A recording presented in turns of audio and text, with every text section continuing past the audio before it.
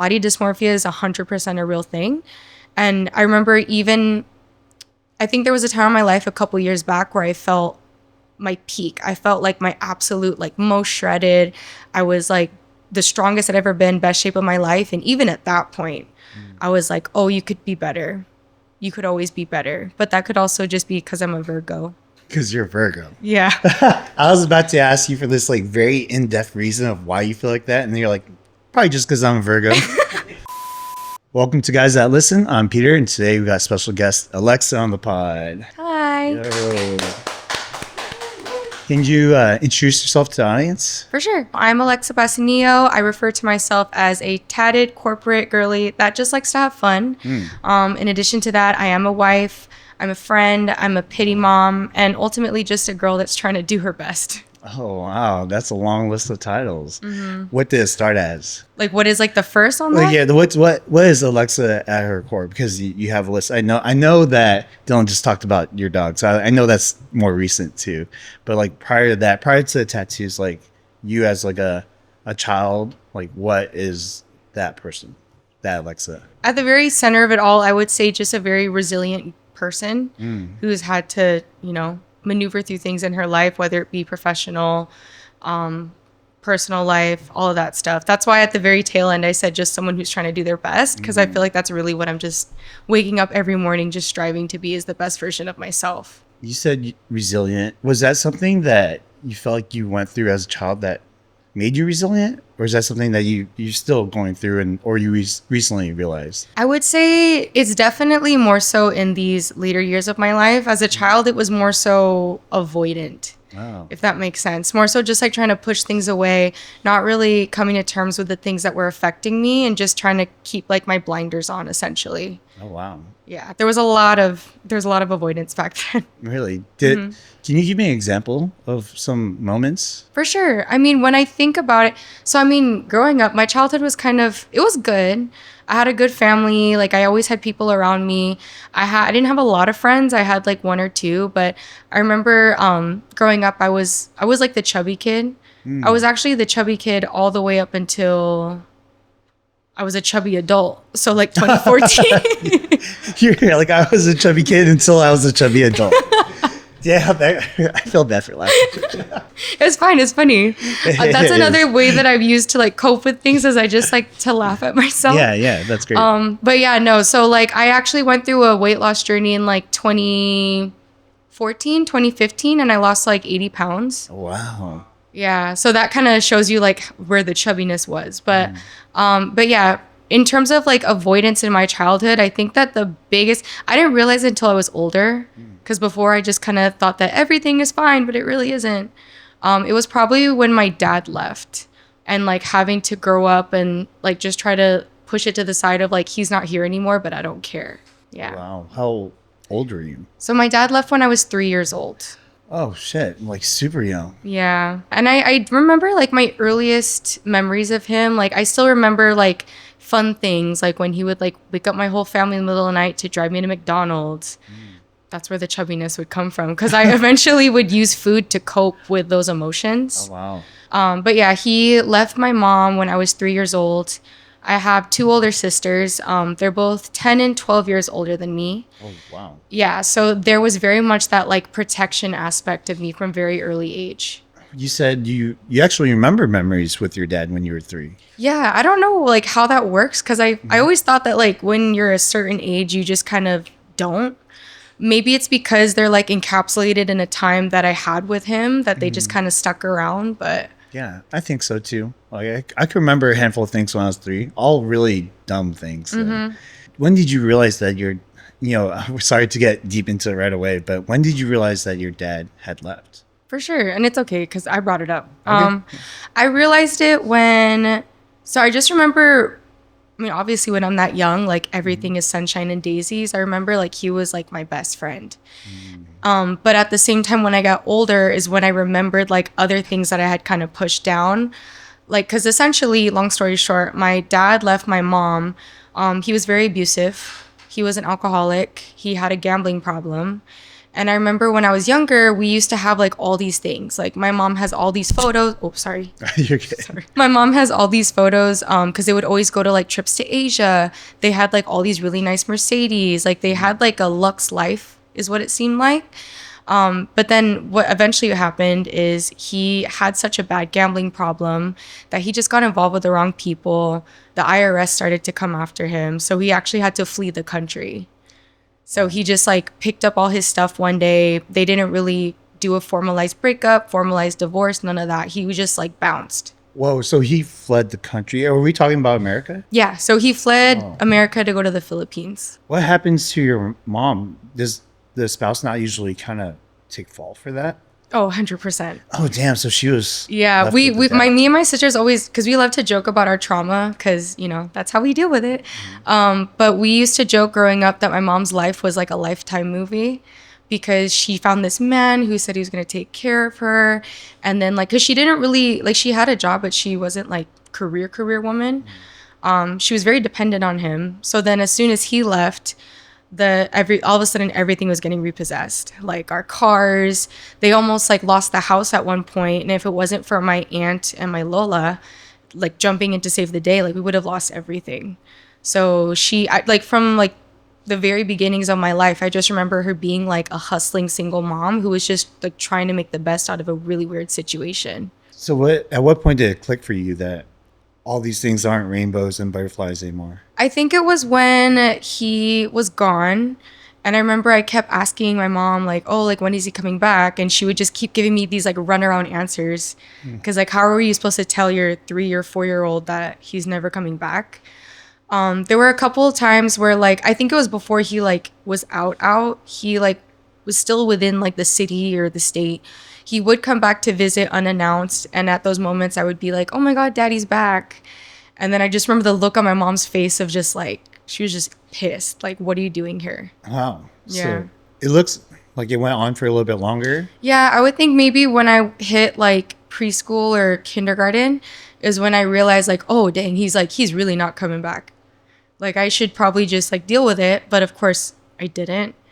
No therapy, too expensive, couldn't afford it. So instead I just kind of carried on this avoidant shield and mentality of like, oh yeah, he's not here, but it's not a big deal, so we don't have to talk about it. So at what point did you talk about it?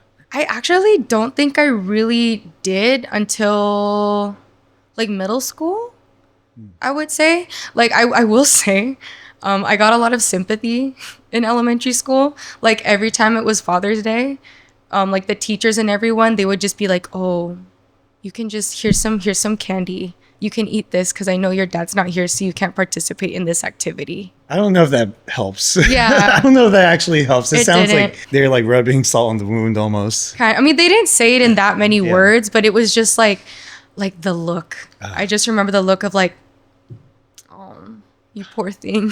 You know what's crazy is that I recently learned kids, like a lot of the ways kids react, it's from their parents. So for instance, if there's like this trend going around right now where parents will hold their kids and they'll walk by a door and then they'll like slap the door to make it sound like they hit themselves.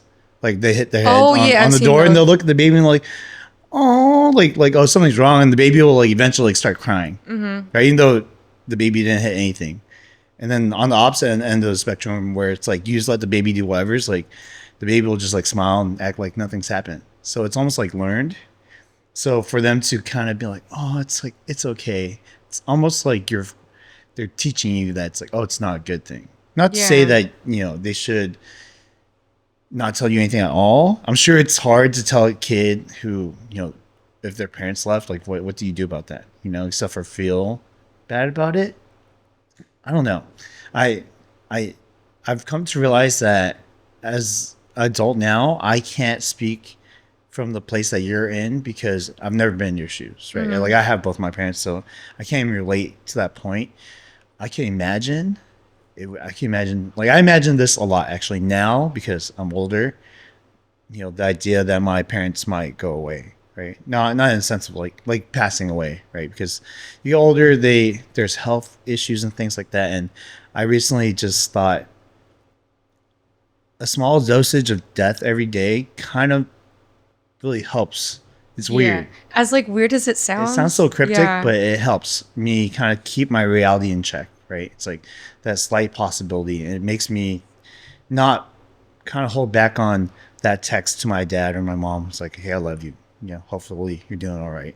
Yeah, no, for sure. And I think that another part of the avoidance was the fact that like growing up, my family, we're no, like we all talk about it amongst each other. Like we're known to like bottle up our feelings up until it just like explodes everywhere.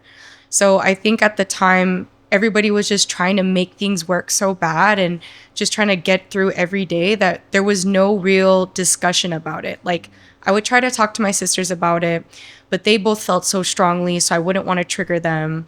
And then like people were trying to like make me feel better, like whether it be teachers, my family, like by giving me snacks and like giving me food. And then little did they know it like would eventually snowball into this like really dangerous copingism that I had to struggle with for like a good part of my life. So at what point did you kind of realize that that was the coping mechanism, and how did you get away from that? I think it was, we're like just like diving in. Yeah, you started it. I know, sorry. So I think it was definitely because I didn't really talk about or acknowledge the situation with my childhood maybe until realistically like college, I think. Oh wow. Yeah, because like up like all throughout high school, all throughout college, like I was just like, oh, he's not here, but I'm fine without him. My mom always raised me that I don't need a man to take care of me, and I just kind of kept that on as like a suit of armor.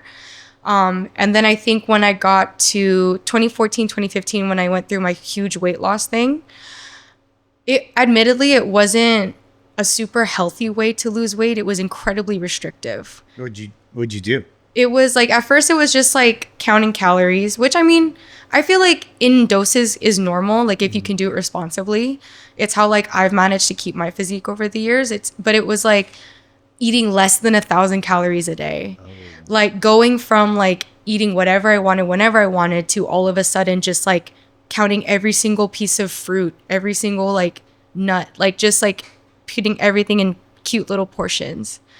And then I realized later that like that was just another way of just trying to control things because I felt like I couldn't control things. So how did you decide to go on that weight loss journey? Like, was it something one day something clicked, or was it something like an event, like a handful of events that happened and you're like, oh, something has to change? No, I think it was an accident. An accident? It was an accident, honestly, because I was like super sedentary for like my whole life. Cause like I was like in show choir in high school, and like I was in dance as well. So that was like the extent of my physical activity, but I was still eating a lot. And then when I got to college, cause I went to Cal State Fullerton, obviously there's a lot more walking. Like you walk to classes, you walk up and down stairs. I wasn't super active in the scene, but whenever I would come home, I would like clean the house. Cause like cleaning, like even to this day, like keeping my space clean just makes me feel better. So I think it was just the fact that I was cleaning the house every day, plus getting a lot more movement at school. The pounds just like kind of started like dropping off. And I think I was with my first boyfriend at the time. And I think I was like, what, 19, 20? So it just started dropping off. And then I was like, I wonder what would happen if I actually tried. Like if I actually tried working out, if I actually tried doing a diet. And then like 20 pounds, 30 pounds. Then I started getting really restrictive because the more weight that you lose, the stricter you have to get. So yeah, definitely an accident at first. Oh, that's a crazy way to kind of start your journey. Just completely on accident. And did you find a point where you were happy about what you were doing? Happy, it was based a lot on external validation from people. Like, because I was also super involved in church when I was in high school. So it's like these people that I had grown up with who would always known me one type of way. All of a sudden, they were all like, oh my God, you look so good. What are you doing? So it almost kind of became a drug. It was like a high of like, oh, they said I look good. I should keep going because I want to look better. And I want to keep this like attention and narrative going. So like it was more of like a false sense of happiness, because it would eventually snowball into like a full-blown disclaimer eating disorder. And I think I only reached once you're like in an eating disorder, you never truly feel happy with what you see in the mirror. Like I follow so many like TikToks and YouTube videos that talk about this subject, and I'm happy to know that I'm not the only one that thinks that way. But body dysmorphia is 100% a real thing. And I remember I think there was a time in my life a couple years back where I felt my peak. I felt like my absolute, like, most shredded. I was like the strongest I'd ever been, best shape of my life. And even at that point, I was like, oh, you could be better. You could always be better. But that could also just be because I'm a Virgo. Because you're Virgo. Yeah. I was about to ask you for this like very in-depth reason of why you feel like that. And then you're like, probably just because I'm a Virgo. Okay, so it sounds like you went from your coping mechanism of being avoidant by like eating, slowly somehow finding yourself like losing weight accidentally, going into like body dysmorphia because for whatever reason you felt like you were not enough. How do you go through all these phases and find your way out of the other to the other side? To sum it all up in one word, it was 100% relationships. And not necessarily in the romantic sense, because I remember the peak of my eating disorder, I was with my ex, who I was with right before my now husband. And honestly, he was not a great person, but I kind of feel bad for him because at that point, I was in such a low place. Like if I ate a bagel, I would have a full-on panic attack. And like me and my mom almost came to blows at one point because I was mad at myself for eating a waffle.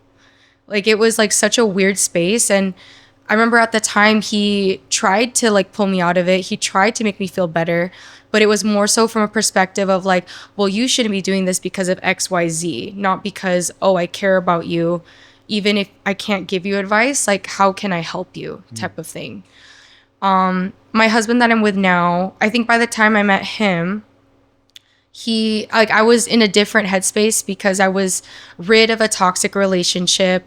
I was more like loving of myself because it was the first time in years where I actually had to be alone because I was like a serial monogamist for a few years.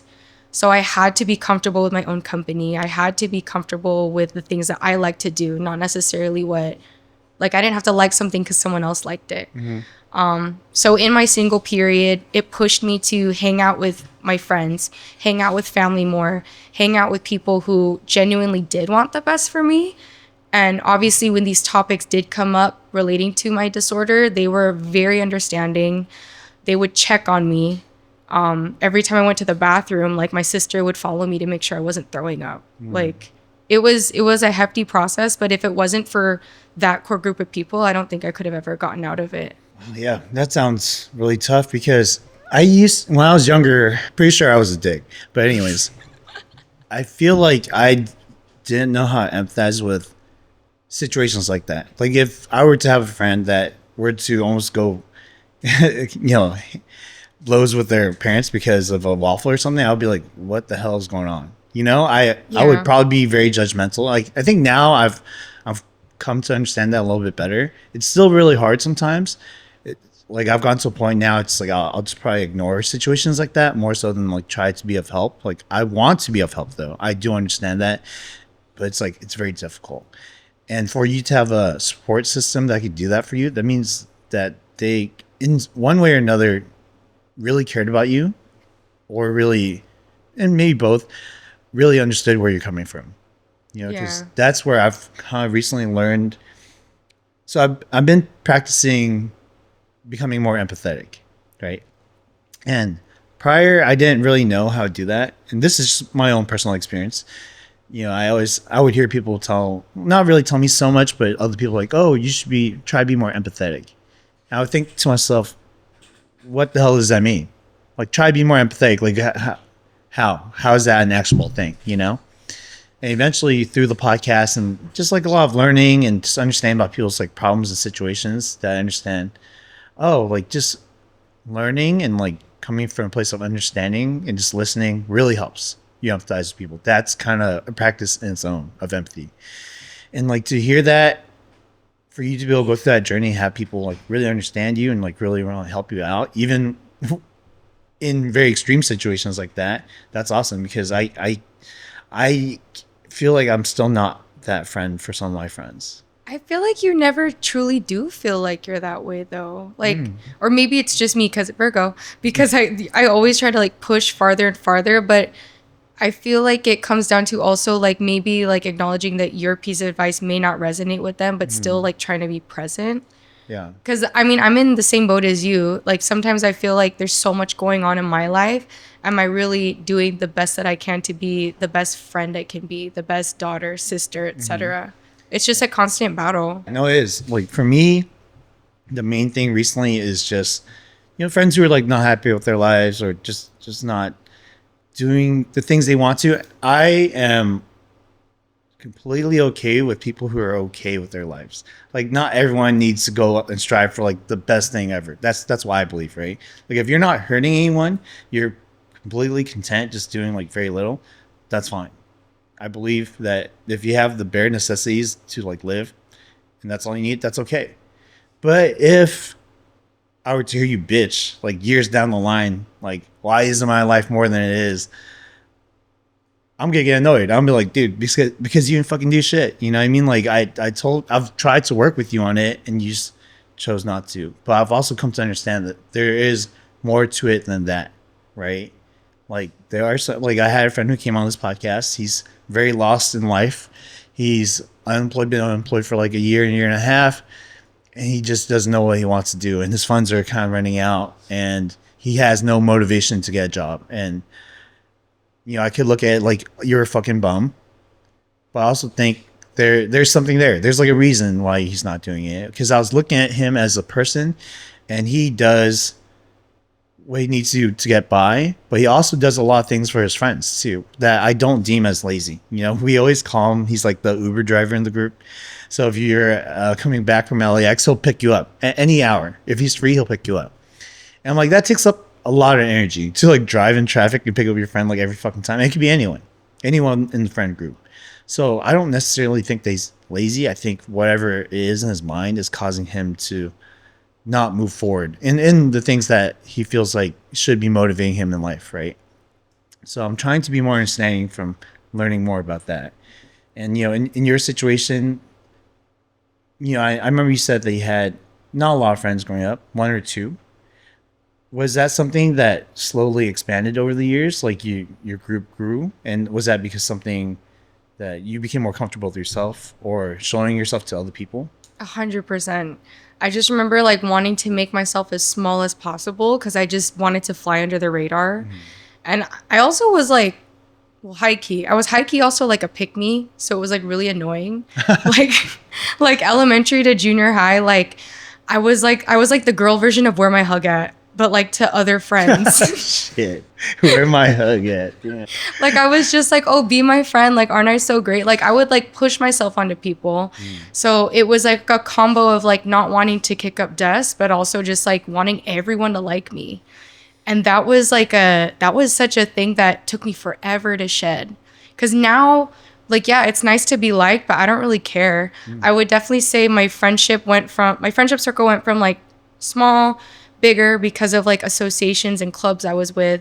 And then when I was like going out, like in my peak going out years, it was like a big circle. And then now I'm more so just like cutting people off and keeping it small because I don't really have time for all of the drama that comes with being so popular. It's funny how like your friend group was tiny, became big, and now you like cut down, right? I feel like that's pretty common. Yeah. For a lot of people. It's like you kind of shut off the excess weight where it's like, what are you here for? Like, what do you do for me, or what can I do for you, really? If you don't bring value to my life, like maybe we shouldn't be in each other's lives. Yeah. And one thing I learned during COVID too is that your energy is 100% like a currency. And I feel like you should only be giving it to people who are going to give it back to you. And also there's times where like, again, the people pleaser in me, because that's another thing that I struggle with, always trying to make everybody happy. More often that's more of a detriment than a benefit to you. And your time is sacred. So if I lose touch with people, it just happens not necessarily out of malice, more so just because I'm trying to protect my peace. You know how you said it took you a long time to shed that? Like being the pick me, being the people pleaser. How? Because there's a lot of there's a lot of phases to you, right? So I'm just trying to understand how you're overcoming all these things. I'm starting to understand why you use the word resilient now. So let's go back to that, the pick me people pleaser, because I think a lot of people don't get out of that. I am guilty of it, like 100%. So I'm wondering how you came to a solution for that? It's hard to pinpoint like an exact moment when it happened, because the more introspective I've gotten, like obviously the older you get, the more self-help books you buy. So Yeah. I realized that I think a lot of my pick-me-ness came from the fact that my dad did leave, and it was like this deep-rooted sense of like, well, my dad didn't bother to love me enough to stay, so why would anybody want me? And it was me just constantly trying to prove myself wrong. And I think that when I met my husband, and my life took such like a huge turning point when he came into my life, because he made me realize that I don't really need to change any aspect of myself to fit into this like perfect model. I can just be me. And then the people who really love me for that will stick around. The ones who were there for some facade, they probably weren't really worth my time anyway. What did he do for you to realize that? He was the first guy that I've ever been with, because my friends are my friends. Like they walk with me till the wheels fall off. That it is what it is.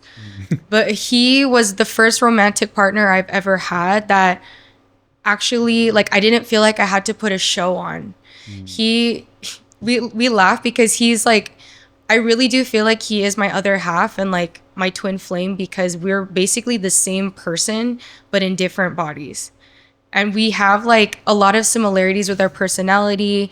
Like we finish each other's sandwiches figuratively, because I'm vegan.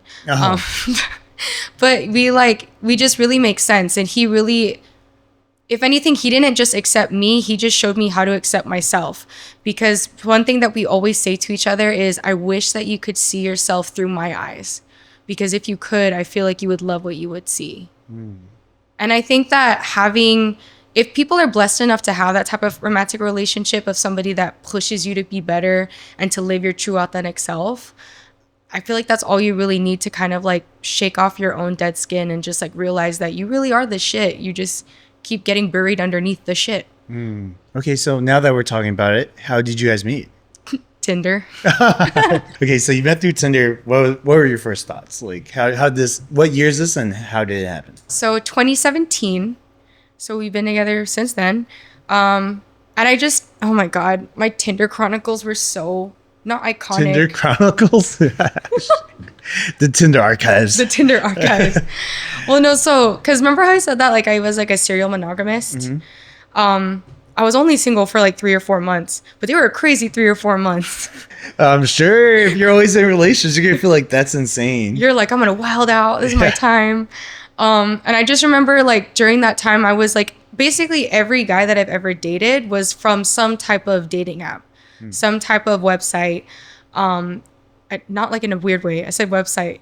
Maybe I'm just in my head. Okay, Cupid. Yeah. That's a normal website. Like that. Your Christian Mingle. Yeah. Farmers Only. Yeah. No, I'm just kidding. But yeah, it's never been like an organic in-person meeting. So I met like a lot of dudes on Tinder, and it was the same. It was like, we'll go on a date. Oh, we'll talk for like a week or two. And then like they would ghost me, or like I would ghost them. And it was just like this weird, exhausting dance of like building up a roster, checking people off, adding to their roster. Like I look at my friends who are single now, and I'm like, I do not envy you, because that just sounds like so much work. That sounds like a lot of work. So Yeah. what made him stand out? So it's funny because he was like my happenstance guy. Happenstance? Can you explain that? He was like I saw him on the dating app, and funny enough, I actually saw him on Instagram like 6 years before we actually met. 6 years before? Yeah. So that part of oh my God, jumping all over the place. Yeah. So when I was with my first boyfriend in college, that relationship ended because he felt more like my brother. Fine. Wish the best for him. But I remember I was in his room, and I was like scrolling on Instagram, and my friend at the time was with this girl, and then they break up. But I still follow the girl on Instagram, go to her page one day, and she so happens to be dating my now husband, her then boyfriend. That is wild. So I just remember like looking at him on her page and being like, oh, this guy's like really cute. And he's like also like a black belt in Taekwondo, and he teaches kids. So I was like, oh my God, he loves kids. And it's so messed up to think about it now. But I remember at the time, while I'm with my current boyfriend, I was like, damn, I want to end up with someone like that someday, who's like really cute and has tattoos and like seems like he's good with kids. So whatever, they break up, never see him again. 6 years later, he's on Tinder. And I'm like, how weird that we're single at the same time. Did you recall it? I did Oh, right you away. did. As soon as I saw his pic, I was like, what the hell? What are you doing here? So I matched and I was like, I'm not going to message first because I don't do that. So I waited. The fish took the hook. He messaged me first. And then we talked for like a week, went on our first date, lasted like 7 hours, and it was so much fun. It was really great. And then I remember when the date, but we actually had our first kiss that night too in my mom's backyard. It's a lot of things. Wow. 7 hours. And your first kiss together. First date. Yeah. Did you did you know at that point? No, I remember going to bed that night and being like, oh, well, that was fun. Probably never hear from him again. I'm going to watch movies tomorrow. Oh, wow. Like, because that's really like how every interaction from Tinder had been at that point. It was like a date, end it, next one, whatever. No hard feelings. It's the name of the game. But then I remember waking up the next day and I was so ready to just like watch Netflix all day. I was so excited. And then he texts me at like 11:30 in the morning and he's like, hey. And I'm like, why are you talking to me? Hey, what's up? He's like, oh, I'm just finishing at the gym. Do you want to get lunch? And then I joked. I was like, but didn't we just see each other last night? And he's like, yeah, but I want to see you again. So he picked me up. We're at lunch. He's like, oh, like, do you want to go to round one after this? And I'm like, sure, that sounds fun. I had no plans. And the whole time just being like, this is so weird. Why do you like me? And then he was like, okay, cool. I have to go to my house first, though, because I have to shower. And I was like, okay, cool. It was a trap because we drive. We get to his house. His parents are home. And I'm just like thinking, oh, he's like, oh, yeah, my parents are home. And I'm like, okay, cool. I'm thinking I'm just going to sit in the car. He's like, do you want to come down and meet them? Wow. So I was like, that's fast. I was like, really? Are you sure? And he's like, yeah, just come down. It's don't make it weird. It's not a big deal. So I go inside. I meet his parents on our second date. And I just remember being so awkward, like, oh my God, what am I doing here? We go to round one. His little brother comes. It turns into... Damn, Dylan. Holy shit. Introduced her to the whole damn family already. Yeah, and it turns into like a, oh yeah, I already promised him I was going to take him, but I want to hang out with you, so let's go. And then he ended up holding my hand the whole time we were at round one, and I was still like, oh, what is this? And then fast forward 7 years later, and now we're married, and we have 2 pit bulls. That's wild. So I was wrong about the first time, but at what point did you think, okay, he's the one? That was probably like a couple months in when... Because another fun tidbit about my dating history, all of my exes, we were always so comfortable with spending so much time apart. Granted, it was always because we kind of lived farther. Like I lived in Walnut, which if you know where that is, it's like by Pomona. And every dude I dated was like Fullerton, Mission Viejo, Huntington Beach. So it was like a bit of a drive and they wouldn't always come out to me. More so I would go out to them. So I think this was the first relationship where like I literally could not stand being apart from this dude for like 1 minute. And then I think it eventually, like, he would sleep over a lot. He like had his own drawer. Next thing you know, 6 months in, he like moves into my mom's house with me, basically.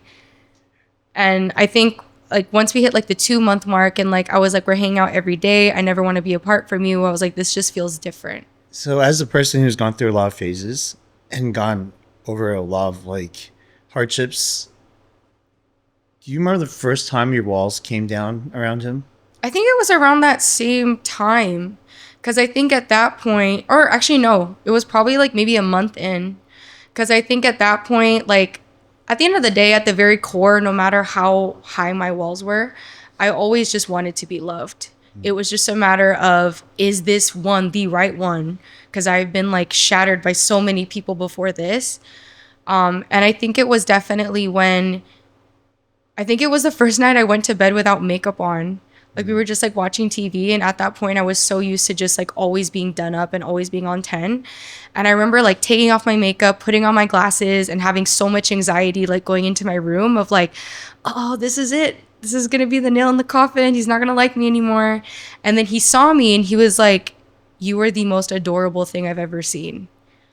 And I was like, really? Okay. I guess I kind of like you like that too. So He's like, wait, takes off his makeup. You gotta accept me. it's a mask. Yeah.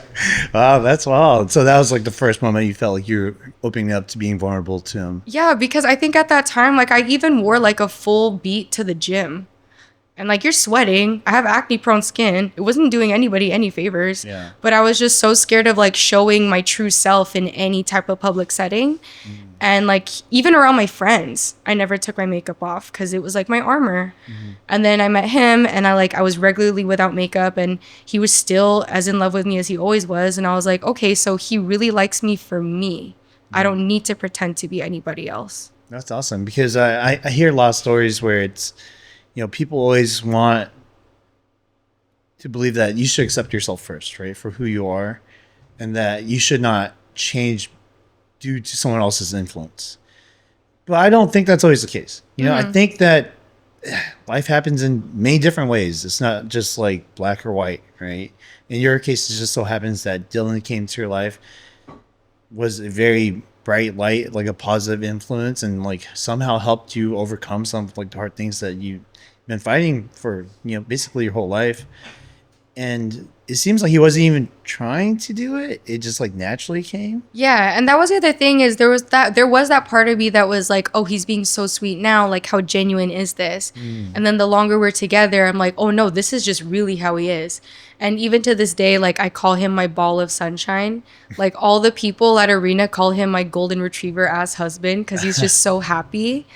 And I like going back to your point of like accepting yourself first, like I do agree with that sentiment to an extent, but not 100% because that kind of negates the fact that everybody comes from different backgrounds, different experiences. I just so happened to be someone that was, like I said, a pick-me and so very much trying to be everybody's like ideal thing that like I didn't even know what I liked. I didn't know who I was. I didn't know anything about myself until I met someone who really challenged me to like sit and think like, well, what do I like? Because I can't always just pretend to be a sponge for who's ever around me. Oh, that's true. Because I've come to understand that too. Because they always say it's like your inner child. And Yeah. growing up, it's like you have so many influences. And I've talked to a lot of people, and I could tell now at this point of doing the podcast for almost 2 years, who has been very influenced by different variables outside of their own like inner child, and it's really hard to discern between like what's naturally you and what isn't, and it's weird because it's really easy for kids to take things like, I want to say out of context, but like to a certain degree to which maybe parents weren't trying to take it that way. Right. So for instance, like, in your case is a very extreme case. Like when your father leaves, that's it. Right. Like there's no, like, you can't talk to him because he's gone. And one of the biggest things they talk about with kids is like when parents like leave their kids alone too much and their kids feel abandoned, that causes its own issues. But that's like a parent still coming back. Like a parent like fully leaving, yeah, I can imagine it comes with its own like trials and tribulations growing up and wanting to be accepted and wanting to be loved, and like to find someone to, in a way, heal your inner child. It makes a lot of sense because to regain that voice for yourself is very, very difficult. And I think the best way to heal someone is like through love, as cheesy as that sounds. But I understand it. I see it and I see why it works, because the person that's going to be closest to you is probably that person, like the one that you're spending your life with, right? Or the one that you deem as your significant other. So in your case, it was Dylan. Do you know what specifically about him made you feel like you could accept yourself and not always want validation from others? Aside from the fact that he's just like obsessed with me, I think He gives you enough validation. Yeah. You're like, I don't even need it from anyone else. But it's also just like the fact that he's like my number one cheerleader. Like I said, like me just always like, I can always do better. I can always push more, be more, blah, blah, blah. He's always the one that's like, okay, yes, but take a moment to sit where you are right now and like actually acknowledge what you've accomplished. Like you've done all of these things. why is it so hard for you to see your blessings that are right in front of you? Like, you're always like, he always calls me out for always looking too far ahead and being too hypercritical. That like he's taught me really to just like take a moment and just realize like, no, I am a badass. I just kind of need to sit down and take a moment to realize that and like really give myself props, because it can't always just be someone else like validating me. I really have to also appreciate the work that I put into myself in my life. And no one else has really told me that in so many words except for him. I understand how you feel too, because I can never sit back and just kind of appreciate what I have. I don't want to say never. It's been a recent development that I've been better at, right? I always want to be grateful, and I do have moments where I feel like that more so than not, but it's something I have to remind myself. It's like it's a practicing thing that I'm doing, where I'll write in my journal about the 3 things that I'm most grateful for that day. And sometimes it's hard to sit with yourself and like praise yourself almost. I don't know if I could really even do that still. And while hearing it from other people is nice, it is very temporary. And I nothing against my friends. Like, they're mad supportive. I love them to death. But sometimes you need to hear it from yourself. And being a person who's like a people pleaser, and maybe in like a way like a pick me too, it's like it's really hard to do that, to hype yourself up. It's almost like you don't believe in the things that you're saying to yourself. So it's like, why would you say it to yourself? So therefore you want to be outspoken, and hopefully people believe what you say while you don't believe it yourself. It's a strange thing. Do you feel like, because I feel like we're kind of similar, do you feel like it's easier for you to give other people compliments and affirmations instead of yourself? Oh yeah, 100%, 100%. And I think, I used to chalk up to my parents teaching me to be humble. And this goes back to the thing that I was telling you, where it's like kids are not really good, especially really young kids. They're not really good at discerning between the degrees of what you mean things, right? When a parent, you good? When a parent tells you be humble as like a child, like what does that mean? Like, how humble are we talking about? And I still have a hard time, figuring out what they truthfully mean by that. For me, when I heard that, I feel like it really shut down a part of me that could have been very confident. Oh, Yeah. I get what you're putting down. Yeah, because like when you're humble, it's like, don't be cocky, right? Yeah. But there is also like there's a lot of similarities between being cocky and being confident, right? It treads like a very similar line. Of course, there's its own differences, but as a kid, how the fuck do you know? Like, I can't tell the difference, like as like a 6-7-year-old, like what's the difference between ego, confidence, and cockiness, Yeah. I wouldn't be able to tell you. I still have a hard time now. So in a way, it's on that voice in me where it's like I'm able to tell myself things that I like about myself, things that I'm confident about, but I see that in other people, where I'm like, dude, you did a good job. I'm proud of you. Like, I think you do great things. When people are down on themselves, like, I think that's one of the redeeming qualities about me, is that I'm able to discern that for other people. Like things that they don't see in themselves, it's because I'm always seeking for that, so I'm looking outwards versus like inwards. And I wouldn't say it's been detrimental. I would like to be more confident. I think I am confident in a lot of different ways. I think that's what I did, was I took that and I became confident in other ways, where it's like, okay, let me become someone who's like understanding of people and someone that people could talk to. And I'm confident in that, therefore this podcast, right? I'm confident in my ability to be genuine, like things like that. That came later on, but as I grew up, I understood there are certain things that I can't control, and there are certain things that I can. And I tried to be more confident in things that I could control myself, versus like, for instance, you can't really, you could to a certain degree control how you look, to a certain degree. To a certain degree, yeah. Right, there's still genetics. There's still things that you're born with. Obviously, you get plastic surgery, but I'm not going that far. It's always been really hard for me to believe because one of the first times I heard like be humble was about my looks, It was when I was a kid, young, like parents like, I'll just be humble. Like everyone says like you're cute, but you're my kid. That's why they're saying it. That kind of thing. I've talked about it a couple times. Oh, I'm sure my mom didn't mean it like that at all. yeah. My mom was just basically saying like, don't get a big head. But to a kid again, like a 5, 6, 7 year old, like you don't know what the hell that means. Yeah. So I grew up for the longest time not being able to accept like compliments at all. Like it was weird to me. That's me now. Really? Yeah, I'm the same way. So you're getting this as like an adult. Like Yeah. I've always learned that as like a child, and that's because that's probably when I heard it. And I'm sure like whenever you hear it, that's kind of like when you're trying to really read into it and like understand it a little bit better. For me, I didn't understand it at all, so I just took it to the extreme, where it's like, oh, I'll never. And I remember feeling it's weird. Like I remember one of my exes. I was looking at myself in the mirror. I forgot what it was. I think I had like a new outfit or something like that. And she was like, "Oh, someone's cocky. They think they look good." And I'm positive she didn't mean it like that. She was probably just teasing me, Yeah. But I felt such a huge wave of like shame. I was like, "Oh fuck!" I remember just like sweating. I was like, "Oh shit! Like, am I cocky? Is she right?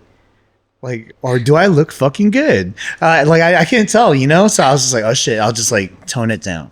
I'll tone it down.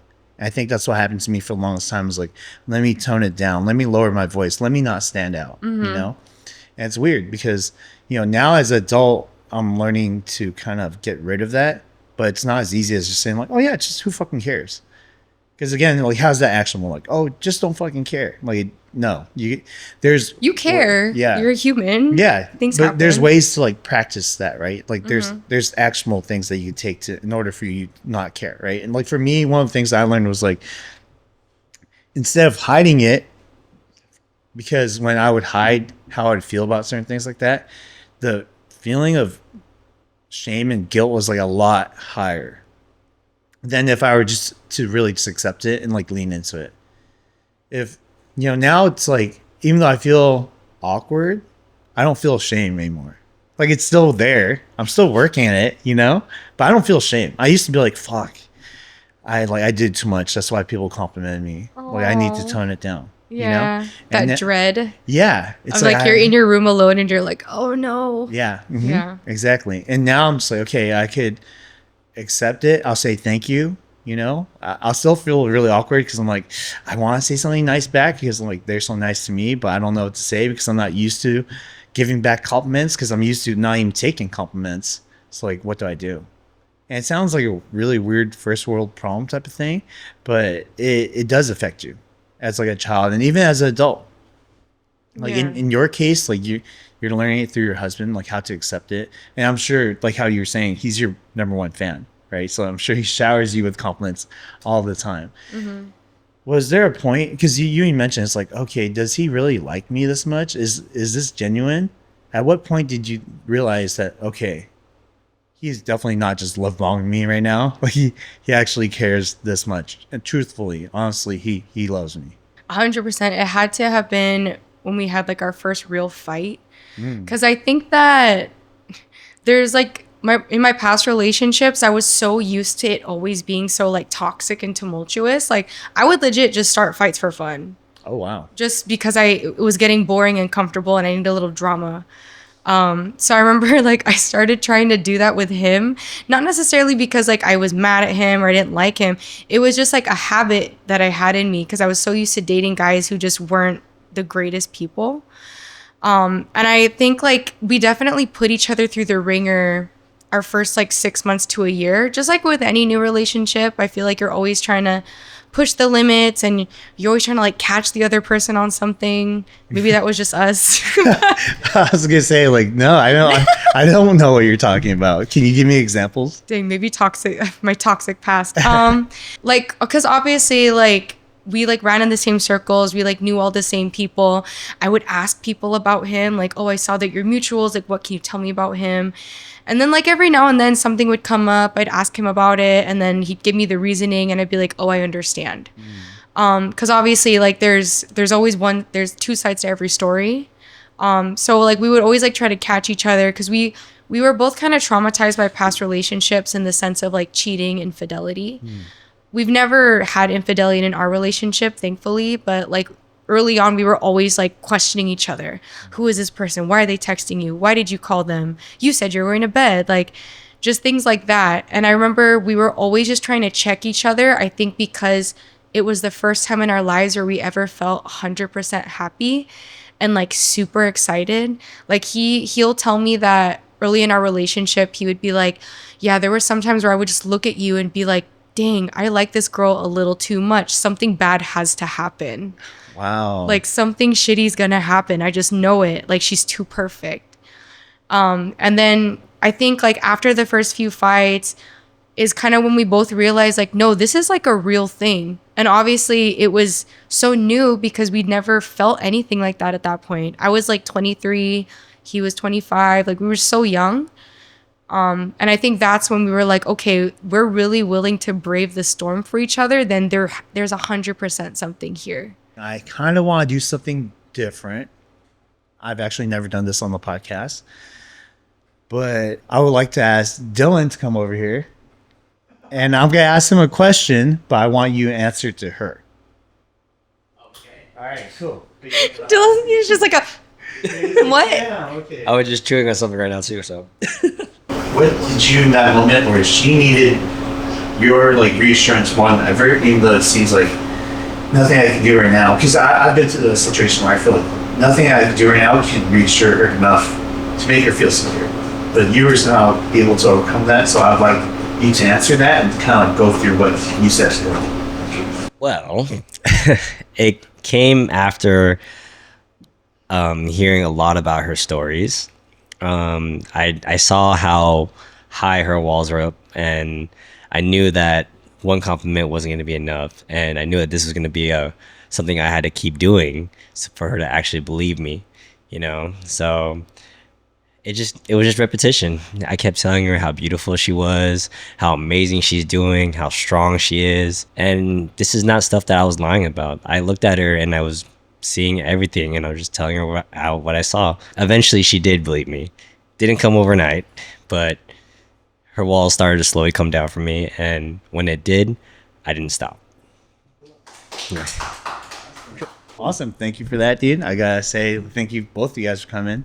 And since you had him here today, I was like, might as well put him on for a second. He's camera ready. So I want to talk a little bit more about the body dysmorphia thing that you're going through, because I've been through something similar, not to the degree that you have, and I also felt like I was never satisfied to where I look at myself, I'm like, okay, I'm finally there, and it's funny, like my cousin right before he has got here, I don't know how it came about, but he was like, oh yeah, I remember now. I told him, we talked about what we do at the gym, and he was like, oh, what'd you work out today? I was like, I worked out in abs, and he was like, that'd be crazy if you had a six-pack. And I was like, yeah, I would, because I've never had one. He's like, what? Like, you were skinny before. I was like, yeah, I was skinny, but I never had abs, Mm-hmm.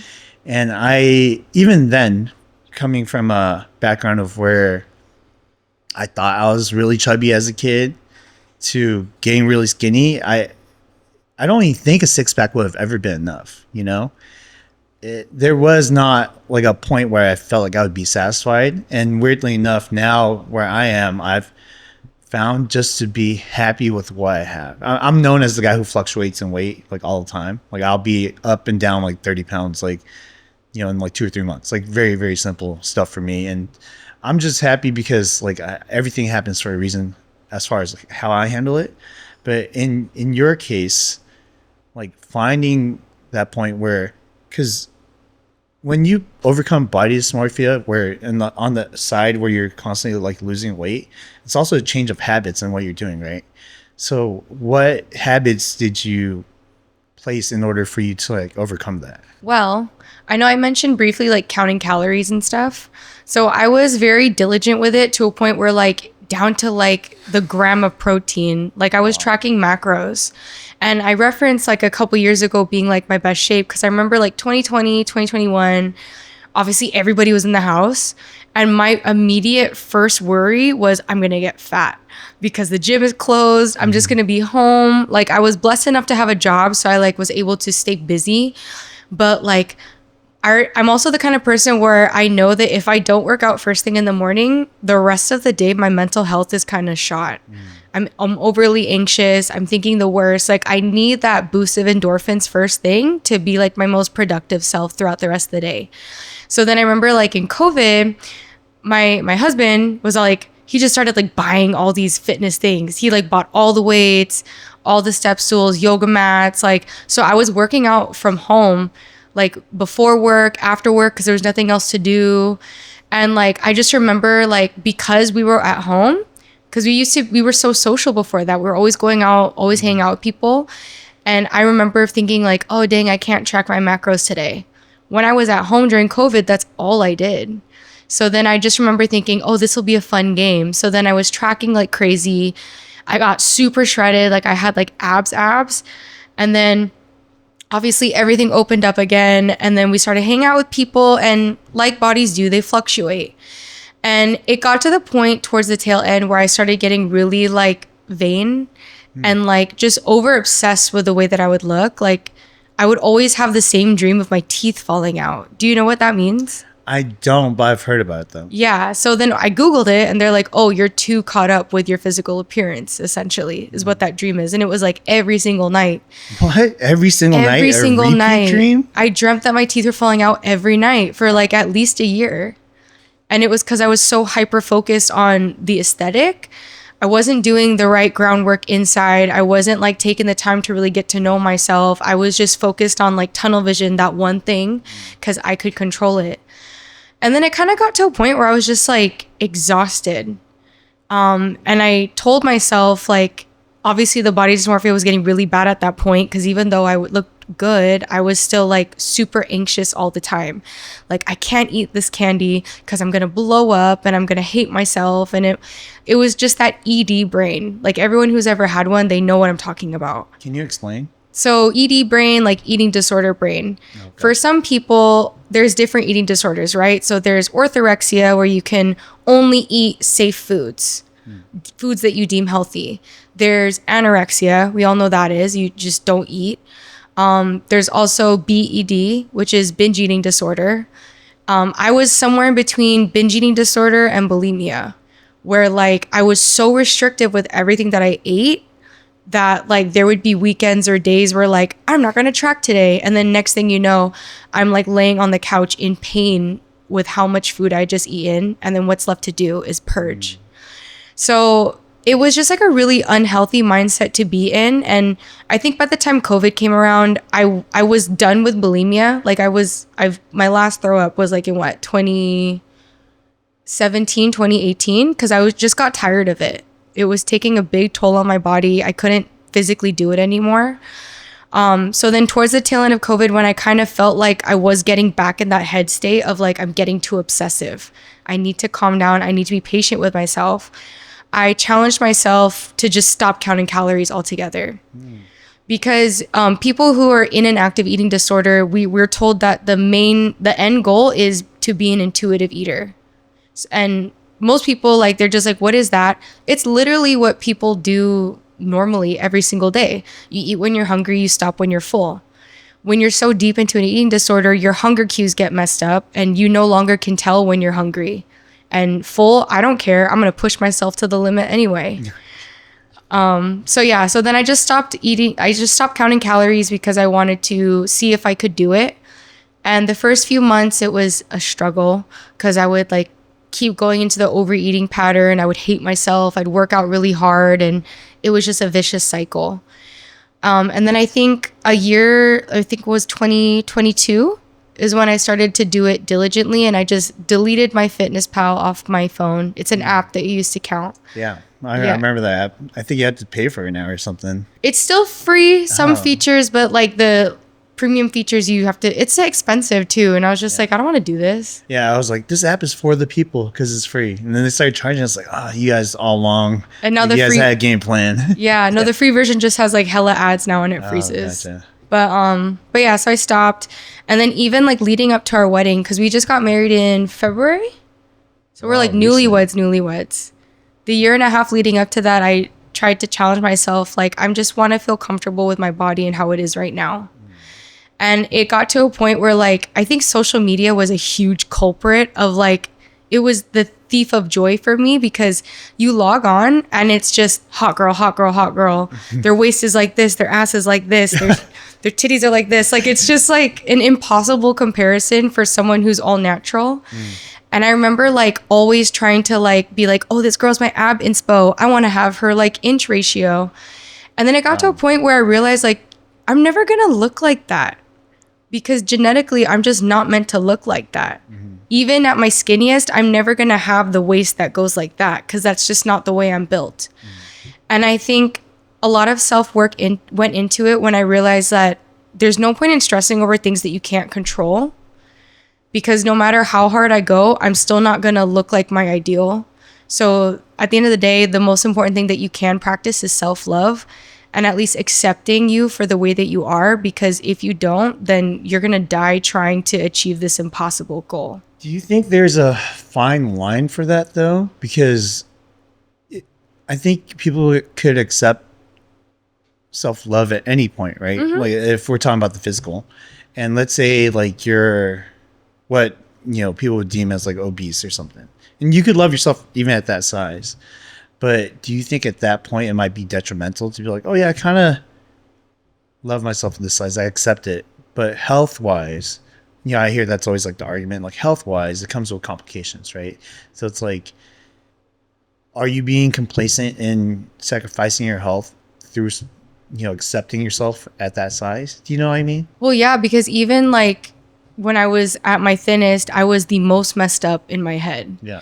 And there's always like the body positivity movement of like, love yourself no matter what, but at what cost? Because even people who look like they have everything together, they probably have like really bad high blood pressure. They probably have diabetes. Like, you don't really know what's going on under their skin. And when I would talk to my mom about it, she would be like, you know, do what you're going to do, but just make sure that you're never losing track of where your health is at. Because there was one summer where I wasn't eating that much, and I also wasn't drinking a lot of water. And I remember I was in jury duty and I almost passed out in the jury selection room because it was hot, and like I knew that I set myself up for that. But I looked skinny. Did you at least get out of it though? Oh, for sure. Nice. It was the best excuse ever. I'm They're like, something's wrong with this girl. We should kick her out. I'm gonna use that next time.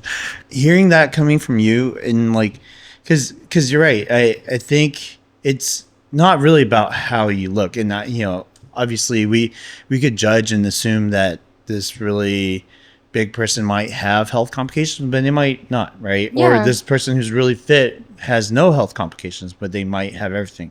Because I don't think it's that easy for you to tell, right? And we're not experts either, so, you know, I can't really say. So working within working within some guidelines that keep you healthy, I think is probably the most healthy thing to do, which is kind of like a weird thing to say, because now I've, you know, like how you're mentioning, I understand that being ripped doesn't mean like you're healthy, right? Like I've heard about people going to like 3% body fat, and it's like, no, you're actually harming yourself. Maybe some like permanent damage, like hormonally. And, you know, I never understood, because I've never been on the far end of either side, you know? Like I've never been like extremely skinny, like anorexic, but I've never been like really big to where it's like caused me like implications. To me now, I've gone to a point where like the only thing I care about is health-wise, like, is mobility. Yeah. And, you know, maybe it's just like my age or something, but like I luckily have not had that talk to when you have, like, when you get older and you have that talk where you're like, damn, my knees hurt, you know, or like, oh, I bent over to put on a sock and I pulled a muscle. Like I have not had that yet, fortunately. You know, I've gotten injured before, but that's due to like doing things that are like high stress on the body. So for me, I'm like, okay, how do I keep that going, right? Because I've been immobile before, like I've broken my leg, and that's caused me so many, other than the pain of having a broken leg, like a lot of mental problems. I'm like I like to be out, and this happened during the pandemic. So I was in and I could not move at all. I was just in bed. Friends would visit me from like outside my window and like look in, like see this crippled guy who can't move. It's like a zoo. Yeah, it was like a zoo. I felt like a caged animal. But it made me really realize, and I talk about this a couple times, but it's like mind, body, and soul, and like how it's like all kind of connected. There's no way that like you'll be at 100% mentally if you're not 100% physically. And we want to ignore that because the self-love movement is like to accept you for who you are. But you can't deny that you cannot be better, for yourself. And I think that's the main thing, right? Like for yourself. And, going back to what I said before, like I don't mind people are the way they are as long as they don't regret trying to be better. If that's all you want and you're totally content, so be it. That's fine. But I think that's the other aspect of self-love that people usually glaze over. It's like, love yourself at any size. Yes, but a big part of loving yourself also is keeping check of how you're feeling, and is what you're doing currently making you feel like your best self inside. Like, it's funny you mentioned injury because like I remember like when I was like in the thick of my ED, I was the girl that was like on the Stairmaster for an hour at like speed 10. Damn. And at the end, like my hips would be killing me and everything would hurt, but I'm like, no, but it'll be worth it. But obviously I was younger, so then the bounce back was way quicker. But now, like, I think, so for the past 2 months, I went from not running whatsoever to running a mile at the end of all my lifts, and I work out like 6 days a week. And funny enough, who would have thought my knee got fucked up? Oh shit, you're one of those people. Yeah, no, like I got runner's knee, and I also have like plantar fasciitis. It's like flat feet. Yeah. So then like my right knee hurts, my left foot doesn't work because it's in pain, and it kind of like I kind of had to check myself and be like, what you're doing is too much. Like you should probably chill out. Like my husband had to be like, get on a bike. Stop running so much. And I'm like, no, but I won't get the burn. And he's like, I don't care. You can't move right now. Yeah. It's worse. It's actually setting you back further than it is like making your life better. Yeah. That's interesting because we want to challenge ourselves, right? And I think being the person that you are, you want to make sure to push it to the next level. But there is a certain point of like diminishing returns where it gets harder. It's like how we talked about, like when you're on the start of your weight loss journey, like pounds come off like easy, right? When you start like in your fitness journey, like muscle builds quick and then it slowly tapers off. And at that point, you're like, okay, why am I doing this? Why do I feel less motivated? I'm not seeing results as quickly. And in a certain way, you always have to keep it in your mind, like this process is going to keep me healthy. It's not always about the aesthetic. It's not always about the pounds coming off, me looking better. But as long as it keeps me healthy and moving and mobile and being able to do what I love to do, that's really what matters. Because for me, I was not able to do what I love to do. And I'm put this out there, like I love dancing. I'm a terrible dancer, but I love dancing. And that's why I care about mobility so much. Because, when I lost my mobility and I wasn't able to move around as much, I felt like not myself, because that was my form of like self-expression. Like I love just being by myself and like listening to music and really like enjoying that moment that I could just move and just, be free. But when I lost that, that's when my mental health took a hit. And I didn't even realize it. And I think that happens to a lot of people because we think mental health is only a mental thing, but it's also like a very physical thing. I was talking about this with my buddy Mike. He is a guy who's achieved a lot, and he's come from like a lot of hardships too, from like being a bigger guy, like not as confident, to gaining confidence and challenging himself. He's done like a bunch of marathons now. He's done an Ironman. Like he's done a bunch of stuff that people would always write him off about, and now he's accomplished it. It's weird because he got it and he's very proud of it, and it's fleeting. It goes away, right? Like that accomplishment is like it's like I did a marathon. Yes, you did. And that's done. And that's in the past. And then he ruptured his Achilles tendon. Oh, man. So he hasn't been in the shape to do a lot of the things that he loves to do. And, even though he's accomplished those things, he didn't notice that he was getting into habits that made him sad or depressed again. Like going back to playing video games, not being able to run, not being able to do all the physical things that he loves doing. And it took him a while to be like, holy crap, like, what am I doing? I'm back to where I was. And I think what it is that's life, right? You're not always going to be on an upwards like trajectory. It doesn't work like that. And what he said was pretty enlightening to me is that you have to define your rock bottom. Meaning for him, it was like, I never want to get past this point. Like me playing games, not being productive in what I want to do, and like just feeling happy about my physical health. I never ever want to go back here again. And he established that, and he's now working back at getting to the shape that he was before. Like he's looking forward to doing the marathon and all these other things, but it's really hard to tell what rock bottom is if you don't identify it. You know what I mean? Or if you haven't been there. Or you haven't been there, you know? Because a lot of times when you get there, it's like, how do you know you get there? You either say like, oh shit, I think this is rock bottom, right? Or you tell people like, I never want to go past this. Like making sure that that's something that you establish for yourself. And, you know, for a lot of us, I think understanding what you want out of life is kind of hard because you got to filter out the noise, right? Because what's rock bottom to you might not be rock bottom to me, right? And it's hard for me to tell you what that is for yourself, and it's hard for you to tell me what that is for myself.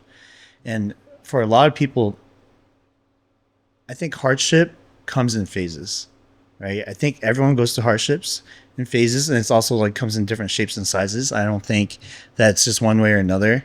There was a comment that I read earlier on one of the short form contents that I put out. It was talking about famous people and how like people who are like famous as children kind of have it bad. Yeah. And the comment said, I don't feel bad for famous people for being famous. And I understand because it seems like they have such a nice life, but I think as with everything, there's always drawbacks. I'm sure there are things that are way better, right? Like I don't believe that money doesn't solve problems. It solves money problems, right? that's just the truth. But, you know, like people born into money, I think it's very different. You know, like a lot of people don't want to feel bad for rich people, but in some ways I do, you know, especially when people are born into it. I remember I saw a video of some guys in Dubai, right? And then he like met up with these dudes also all, you know, from Dubai. And he said, oh, I just bought a new Bugatti because I crashed mine last week. They just looked at each other like, cool. No celebration, nothing. Because it's just so like it's just like another normal. day in the neighborhood, Yeah. you know, another day in the sand dunes. Like what the fuck, you know? It doesn't really do anything. And for me to see my younger siblings looking forward to buying their first car that's like a 2004 Lexus, and they're so stoked about it, I'm like, oh, that's weird. It's almost like a privilege of not having money to look forward to so many things, you know. And you know, I think very similar with people who go through both sides of the coin. Like you know, you said you went through your chubby phase and then you went through your most fit phase. What's nice is like you could come out of both sides and see, you know, like both sides of the story, right? It's like now you know, like what it's like to be that kid is also what it's like to be this adult. Yeah. I think the mantra that I always keep going back to is the grass is not always greener on the other side. Because I remember when I was like younger, and I just remember being like, oh my God, I just want to be like hot and pretty and popular, because if I'm that, then my life will be so much better. And then when I lost all the weight, I remember having a really candid convo with my mom and being like, you know, I kind of miss being big. And she's like, why do you say that? And I'm like, because I was so much happier back then. There wasn't as much pressure. I was just like me, and I wasn't trying to be this person. So I think it really just depends on like where you're sitting and how you think about it. And I think it goes back to practicing gratitude and humility in that sense, because as like the example of like the Nepo kids versus like everyone who's like just the everyday, you never really know what their life is like unless you're in their shoes. And you almost could never be in their shoes, right? Because they're like the 1% of the 1%. And that's true. And, you know, also very similar to that phrase that you're talking about, they say the grass is greener where you water it. Yeah. Yeah. Right? And I think, you know, planting those seeds of like gratitude is what allows you to do that. And, you know, it's not just to be like complacent or content. It's more so like enjoying every step of the way. Because with everything, life is temporary, right? Like you could be skinny at one point, you could be heavy, but regardless, at the very end, all of it comes to an end. So all you do is enjoy it for what it is when you have it. That was oh my God. It's so funny. The older you get, the more you think about your own mortality. Yeah. And like all of these, like, what is it? Existential crisis. Because I think my mom straight up told me, she's like, I always bring it back to her because she's like legit one of the best people I know in my entire life, if not the most amazing person with all the things she's had to persevere. But she's just like, Alexa, why are you stressing so much? We're all going to die. Like, I'm going to be in the ground. You're going to be there with me. Do you really want to stress about like this one thing that you ate, or do you just want to have fun and live your life? But it's also a fine balance, right? Because you want to extend the fun times as much as you can. And you can only do that if you take care of yourself. Yeah. And it's funny because I just saw a video recently where this psychiatrist talks about how when people right before they die, that moment, there's actually a lot of peace and a lot of like happiness, because it's almost like nothing matters, right? And the more you think like nothing matters, what he's trying to say is the happier you become, right? So it's like allow yourself to feel what you want to feel, do what you want to do, and not focus so much on how things are supposed to pan out, what people think, how you think things are supposed to pan out, and just enjoy yourself as this roller coaster of a thing we call life, right? And to me, it's weird because we live in a Western society where it's like we're built to always want more. And I hear this from a lot of people. It's like once they get to where that more is, where they think their goal lies, it's still not enough. And we could talk about it in terms of like in your case, like physique, or in other cases like money, and in other cases like relationships. Or success. Like whatever you want to deem it. It's learning how to be happy with what you have. And that's such a weird and difficult concept to grasp. I think right now I'm still like learning it, right? But you see it though. Like when you think about it, as kids, you had none of those things. And that's probably some of the purest, most happiest moments that you ever had, with no ideas of Bugattis or a six pack or multiple spouses or whatever, right? None of those things even exist in your mind. Yet that's the happiest that you'd probably be as far as like purity wise, right? And I think about it in a different sense. I talk about with my guy friends all the time.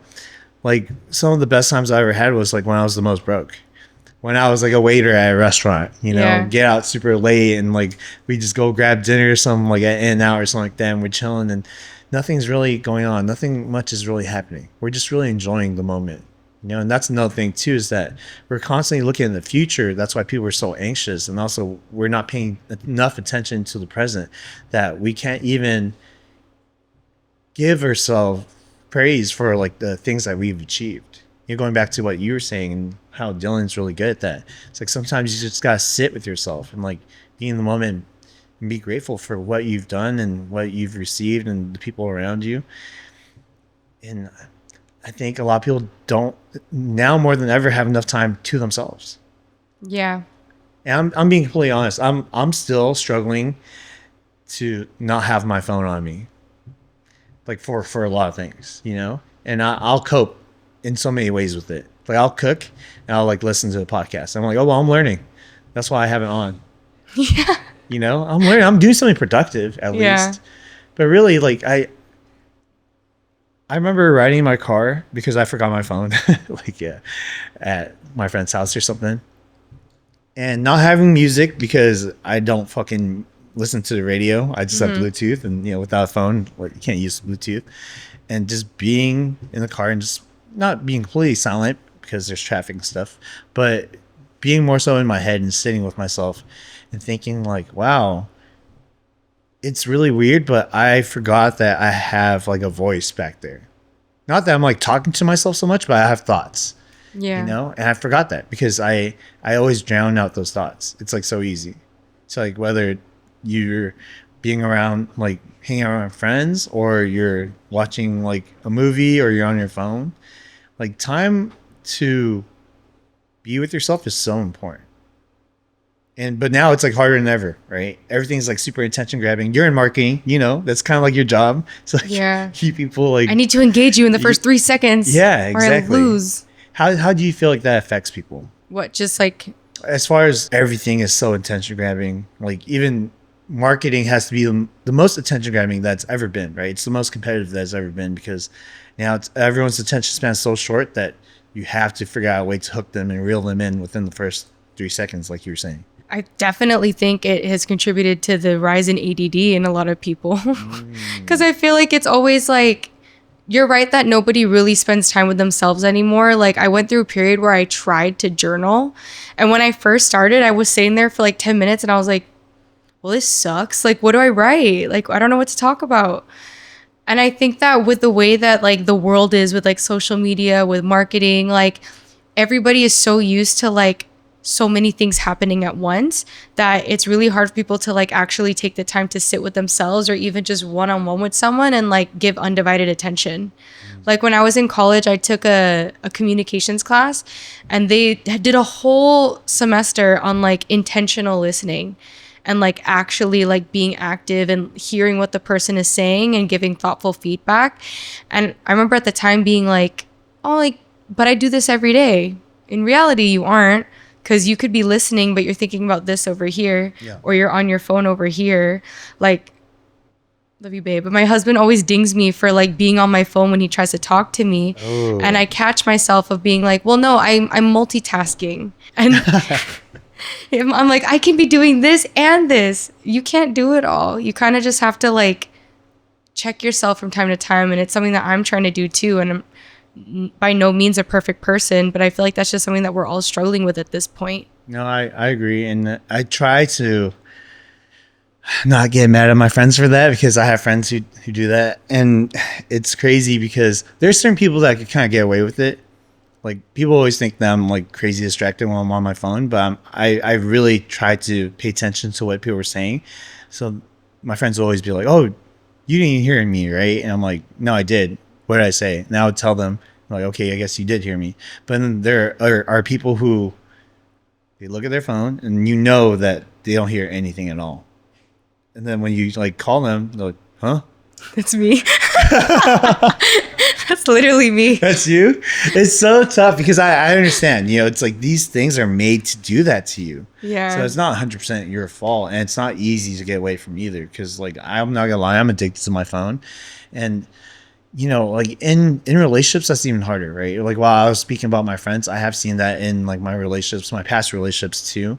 And it does make me feel a certain type of way, even though I know it's not completely rational, as if like I'm not important enough for you to spend time directly just with me, right? You have to split your attention with your phone. Which that isn't necessarily what it is. No, I don't think so, but I can see why people would perceive it that way. Yeah, 100%. And this is me speaking as a single guy on relationships, right? Is that I think how your significant other perceives things is kind of half the battle, right? It might not be 100% true, but half of it does matter, right? So, one thing I was terrible at was not making my exes feel secure.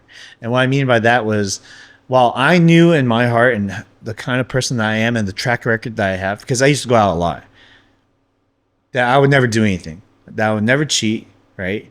But whenever I would go out, their insecurities would flare up, and I would just chalk up to like, you're just insecure. Like you have no reason to not trust me.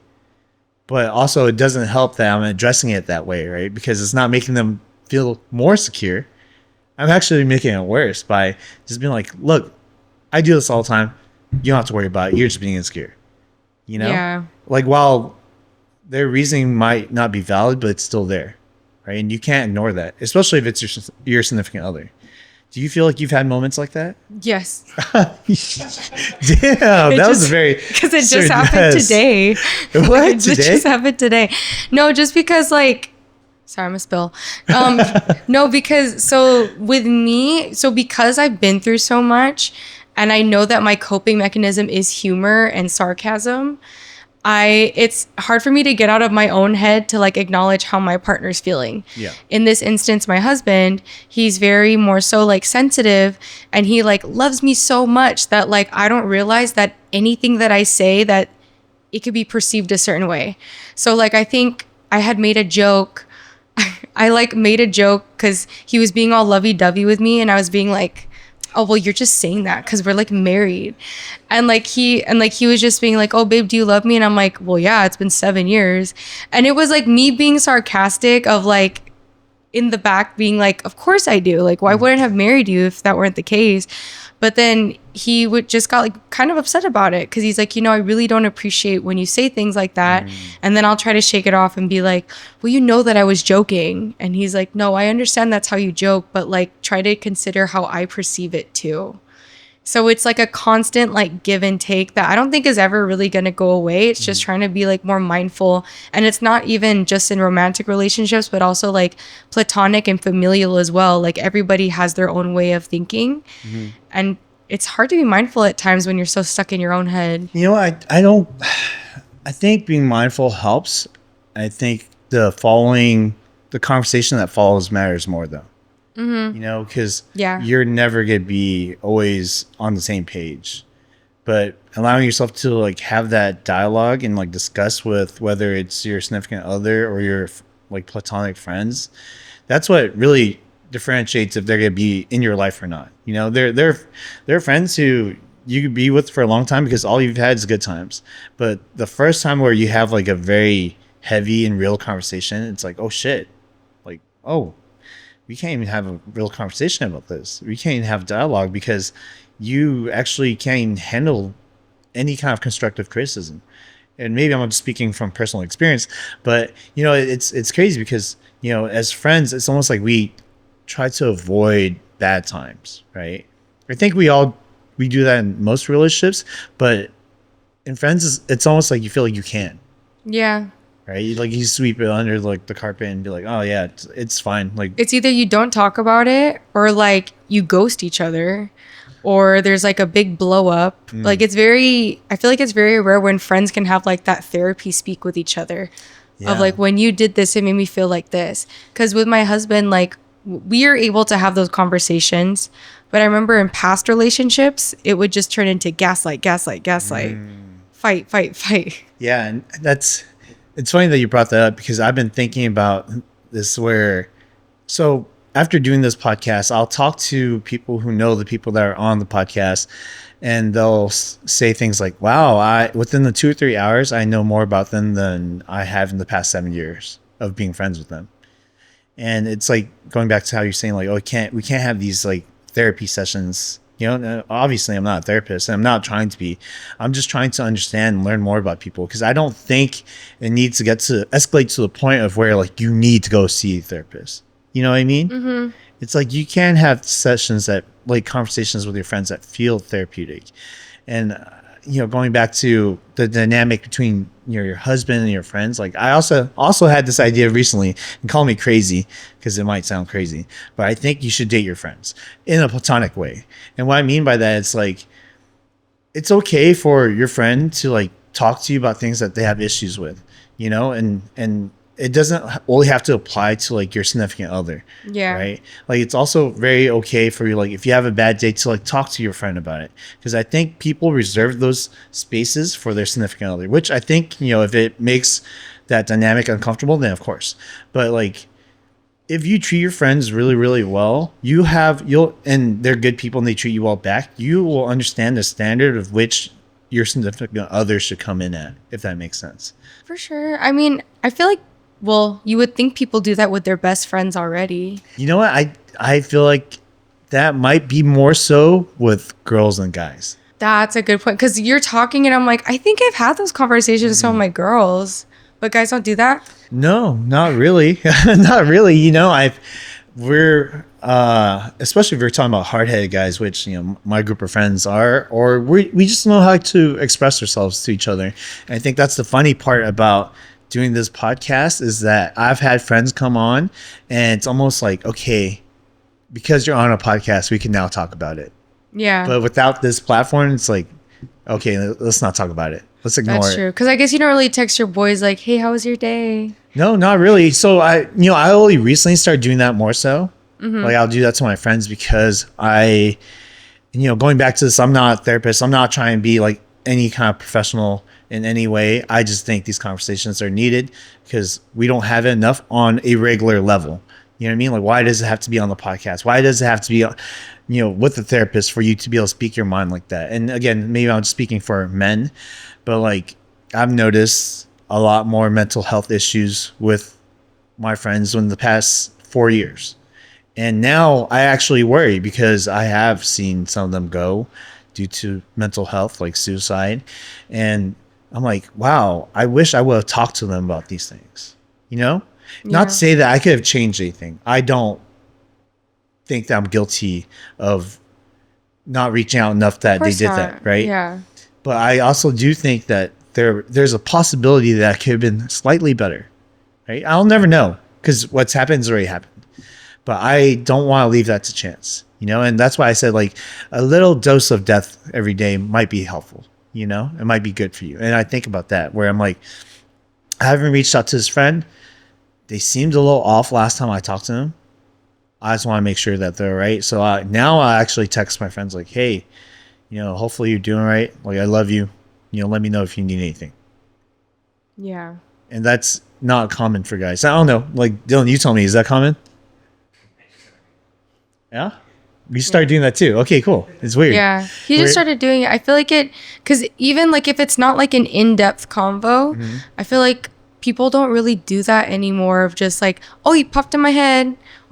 Or maybe with social media, like with memes and stuff, like, hey, I'm sending it to you because I'm thinking of you. But that's also, I don't know how to say it. It's almost like because they're in front of you, you do it, and it kind of loses its touch. Like, I think it's still meaningful, right? But when I think of my friend out of the blue, like how you were mentioning, like it's rare that I follow through with the thought, even though I'm thinking it. I see what you mean. Yeah, there's almost like this weird blockage for guys to not do that. And now, I think it's like a society thing. I think so. Yeah, I think to a certain degree, there's a societal thing. I don't get me wrong. This is a generalization, right? I think there are definitely guys who do that. I think the masses don't. I am seeing this through a lot of my friends where it's like, and I think this is very toxic too. This is like a toxic masculinity thing where we could talk shit about it, but we won't address it to you, right? Like we'll fucking roast you for it, but we won't really address it. And I think that's not healthy, right? Because when you talk shit and like it's not really constructive and it is just sometimes making fun of someone, that's just called bullying, really.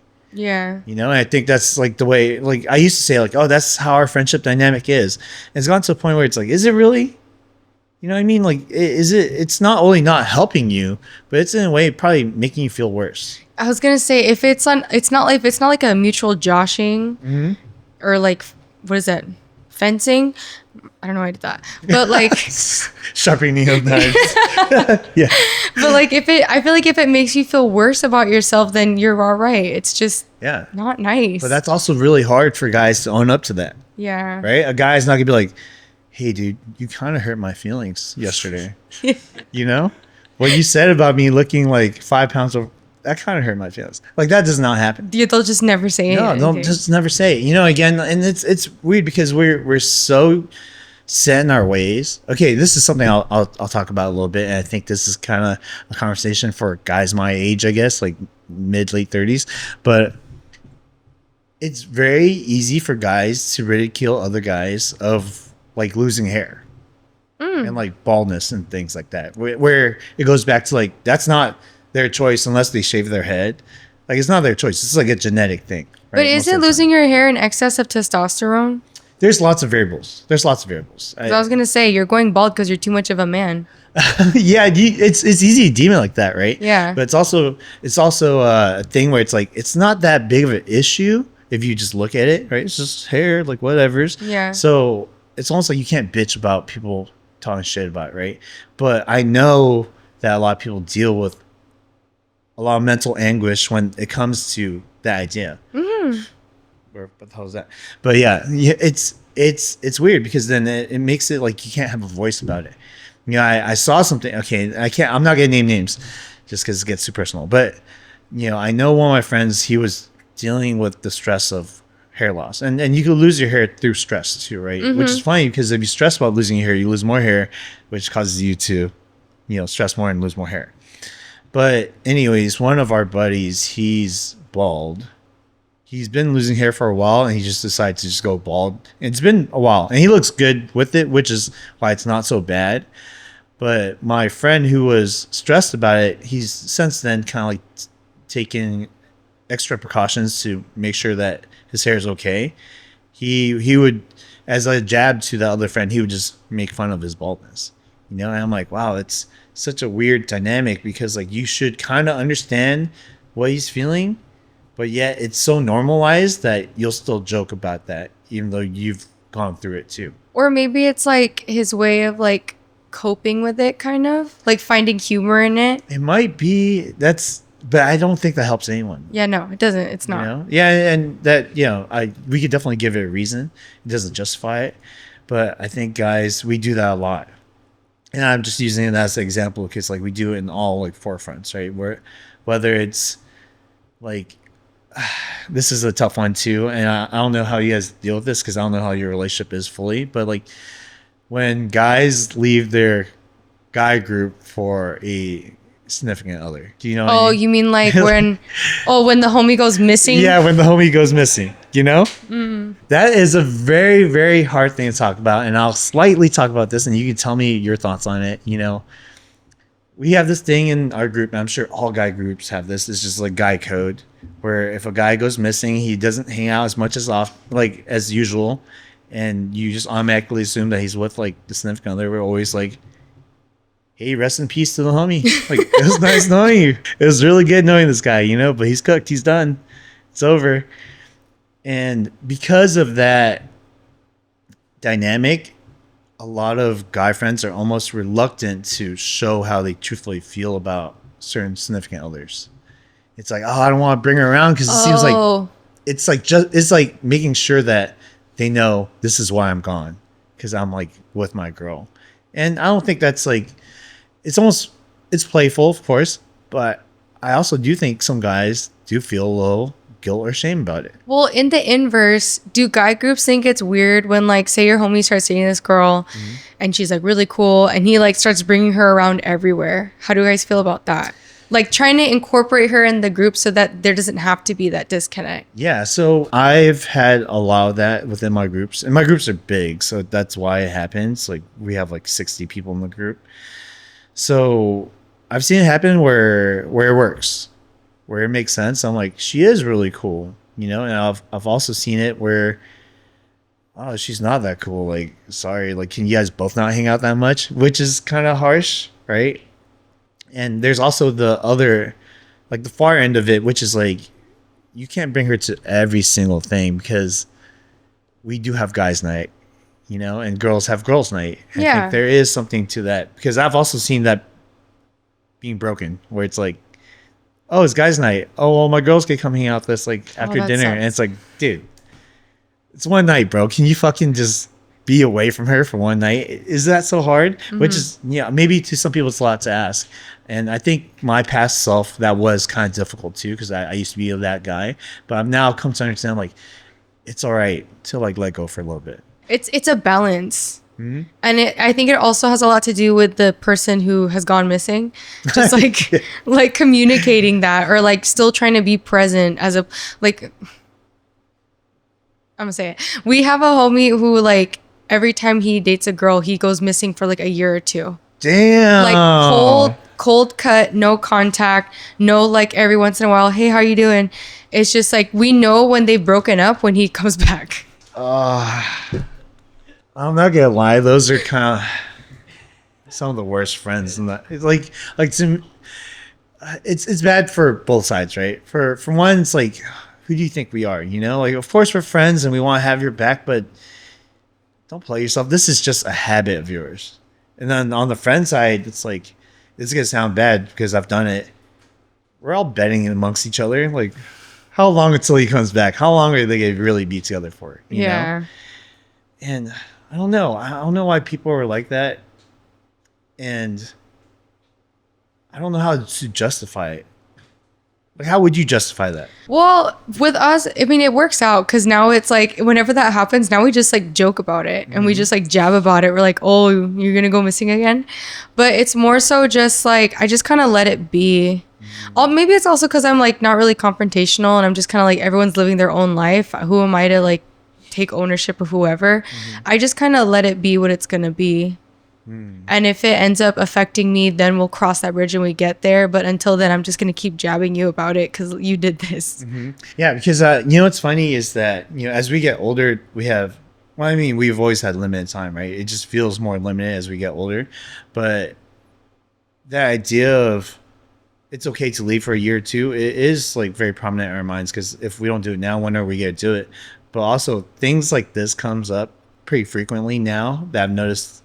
When people get married or they have weddings, and certain people don't get invited anymore because, oh shit, it's actually not okay for you to be gone for a year or two because now I actually don't consider you enough of a friend to invite you. And I've started to see that more and more often, which is kind of crazy to me because I'm like, wow, at one point you guys are so close, but now because you guys haven't seen each other for a year or two, they have to consider someone else. Okay, but also on the inverse, weddings are expensive. They are. When we had our wedding, there's like literally you have to have an A list and then a B list and then a C list. I hope your guests don't see that list. Oh shit. I mean, I feel like they kind of well, I don't know.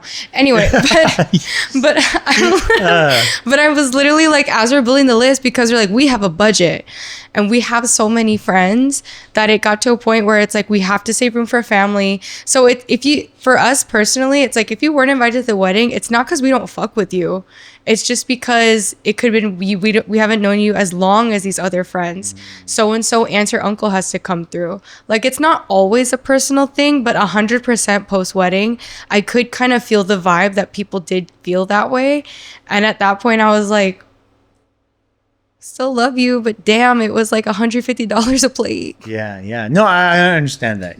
Like at this age, I've been to so many fucking weddings, but at the same time, it's like I've seen some people who, like, damn, I actually really expected you to get the invite. Yeah. Oh, I see what you mean. And I'm like, yeah. I'm shocked. I'm shocked that you did not get the invite, and I don't know what reason. And the person who didn't receive the invite is shocked, and it's almost like a weird thing to even ask about it. Oh, I know. It's always the most awkward conversation. Have you had that conversation?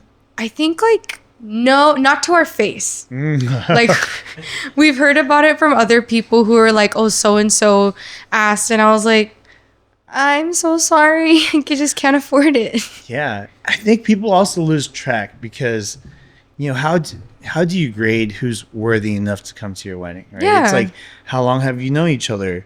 How close were you? How long were you close with them? Have we ever fought? Have you ever fought? Did you invite me to your wedding? That one. That's another one, right? That one. That is okay. I got some tea. So I have some friends who are now married. They're both married, not to each other, but one of them got really not really, but like extremely salty about not getting an invite to another one's wedding. He's already married, and the entire time we kind of sided with the guy who didn't get the invite. And I was like, damn, that's fucked up. Like, you guys have been friends for so long. Like, why didn't you get the invite? Why didn't you get the invite? And, in certain ways, because we want the friend group to be together. But at the same time, we're like, oh, what do all those years of friendship mean? And then when, at the very end, he actually got the invite, like, very last minute. He was on B list. Is that what it's called? The B list? Yeah. Maybe the D list, I would say. Maybe. Yeah, it was very last minute. But he came to the wedding. Obviously, with weddings, there's alcohol flowing. People are getting drunk. Oh, no. And then my buddy who gets the last minute invite, he goes up to my other friend whose wedding it was. And he was like, man, this fucking guy, why didn't you invite me to your fucking wedding, huh? Like, damn, give me a last minute invite. Obviously, he's kind of joking about it, like slightly. And then my buddy who's getting married, he says, well, why didn't you invite me to your wedding? And then it all clicked for us, right? We're like, oh shit, he didn't invite him to his wedding. That's why he didn't invite to the wedding now.